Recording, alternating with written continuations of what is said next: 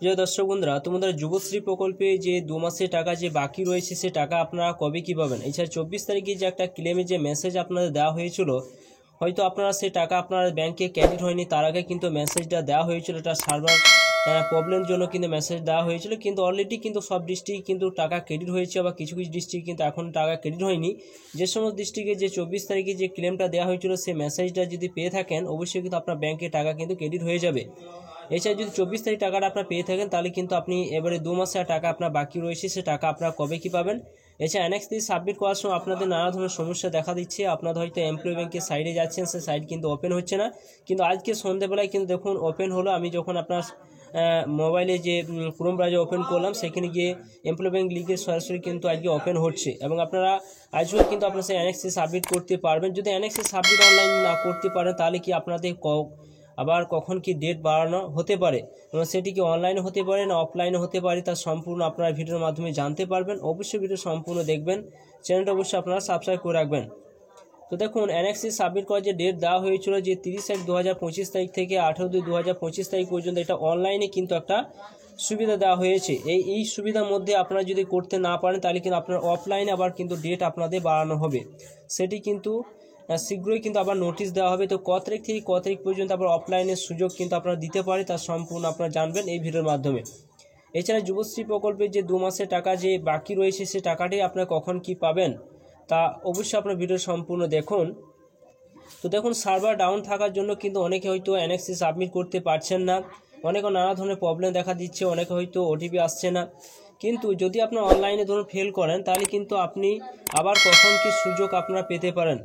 সুযোগ পাবেন ধরুন এখানে যে ডেটটা দেওয়া হয়েছে যে 30/1/2025 থেকে 18/2/2025 তারিখ পর্যন্ত, কিন্তু আপনাদের আবার ডেট দেওয়া হবে। যদি এই ডেটটা যখন আপনাদের পেরিয়ে যাবে, এই ডেটটা যখন পেরিয়ে যাবে, অর্থাৎ এই ডেটে পেরিয়ে যাওয়ার পর কিন্তু আবার আপনাদের এমপ্লয়ি ব্যাংকে অফলাইনে কিন্তু আপনার সুযোগ দেওয়া হবে। ধরুন আপনি অনলাইনে সুযোগটা পেলেন না, তার জন্য কিন্তু আপনাদের অফলাইনে কিন্তু সুযোগ দেওয়া হবে। অফলাইনের সুযোগটা যে ডেটটা দেওয়া থাকবে, সেই ডেটটা থাকবে আপনাদের 19/2/2025 তারিখ পর থেকে 19/3/2025 পর্যন্ত, অর্থাৎ 19/2 থেকে 19/3 পর্যন্ত আপনাদের কিন্তু আবার অফলাইনে সুযোগ দেওয়া হবে অ্যানেক্স সাবমিট করার জন্য। তো আপনাদের শীঘ্রই কিন্তু এই 18/2/2025 তারিখ যখন পেরিয়ে যাবে, তখন কিন্তু আপনারা এই 19/2/2025 থেকে 19/3 যে 2025 পর্যন্ত যে ডেট, সেই ডেটটা কিন্তু আপনারা পেয়ে যাবেন।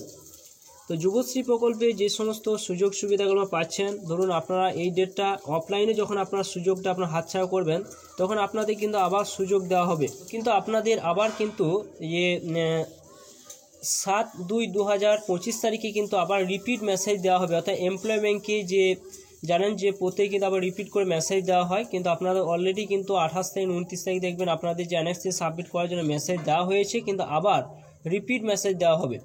সেই রিপিট মেসেজটা আপনাদের কখন দেওয়া হবে, সেই মেসেজটা অলরেডি আপনার কিন্তু 7/2/2025 তারিখ কিন্তু আবার আপনার রিপিট মেসেজ দেওয়া হবে। অনেকে হয়তো কমেন্ট করে জানাচ্ছিলেন যে সার্ভার ডাউন থাকার জন্য সেই 5 তারিখে সেই এমপ্লয়ি ব্যাংকের সাইটটা খুলতে পারে, কিন্তু দেখুন অলরেডি কিন্তু আজকে কিন্তু আবার ওপেন হয়েছে। আপনারা শীঘ্রই কিন্তু আপনারা অ্যানেক্সে সাবমিট করতে পারবেন, যদি আপনারা এই সাইট থেকে আপনারা কিন্তু বাড়িতে বসে কিন্তু অ্যানেক্সে সাবমিট করতে পারবেন। আর যে সমস্ত কোর্সগুলো আপনারা দিতে চান বা আপনারা দিয়েছেন, তো আপনাদের যে সমস্ত সাবমিট করার পর যে সেগুলো আবার কিন্তু চেকিং করা হবে। চেকিং করার পর কিন্তু আপনি যদি ধরুন কোনো অবজেক্টিভ লিস্টে নাম আপনার চলে আসে, তাহলে কিন্তু আপনাকে আবার সুযোগ কিন্তু দেওয়া হবে। সেই সুযোগ দেওয়ার পর আপনি যদি আবার কোনো কারণবশত আপনি ভুল করেন, তাহলে কিন্তু আপনার কিন্তু আর যুবশ্রী আওতায় কিন্তু আপনি আর আসতে পারবেন না, অর্থাৎ আপনি আর উৎসব ভাতা বা বেকার ভাতা কিন্তু আপনি আর পাবেন না। অবশ্যই কিন্তু এটা খেয়াল রাখবেন। তো যুবশ্রী প্রকল্পে যে 2 মাসের টাকা যে বাকি রয়েছে সে টাকা আপনি কখন কি পাবেন। তো দেখুন যে 19/2/2025 থেকে 19/3/2025 তারিখ পর্যন্ত যে আবার কিন্তু অফলাইনে যে সুযোগ দেওয়া হবে অ্যানেক্স থেকে সাবমিট করার পর, তো আপনাদের কিন্তু অলরেডি 30/1/2025 থেকে 18/2/2025 তারিখের মধ্যে আপনারা কিন্তু সেই 2 মাসের টাকা কিন্তু অলরেডি কিন্তু এই ডেটের মধ্যে কিন্তু আপনারা পেতে চলেছেন। অর্থাৎ যে টাকাটা বাকি রয়েছে সে টাকাটা অলরেডি কিন্তু আপনারা পেয়ে যাবেন। এরপর আপনার কিন্তু এর মধ্যেই কিন্তু আপনার অ্যানেক্সে সাবমিট করতে হবে। যদি সাবমিট না করেন, তাহলে কিন্তু আপনার প্রবলেম হতে পারে।